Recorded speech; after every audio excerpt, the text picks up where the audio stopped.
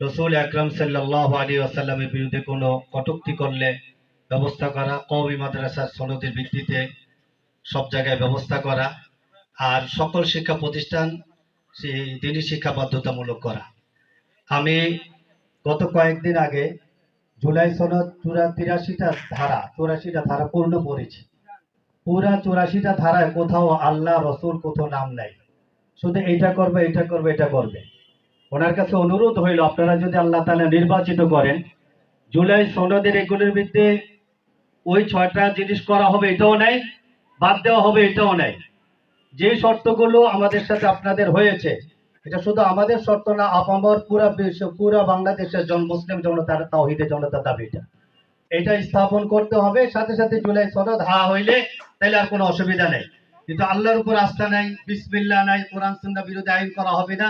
এগুলো না করে জুলাই সনদ যদি 100 বার বলে, কোরআন সুন্নাহ মুসলমানদের জন্য কোনো উপকারী কিছু নাই।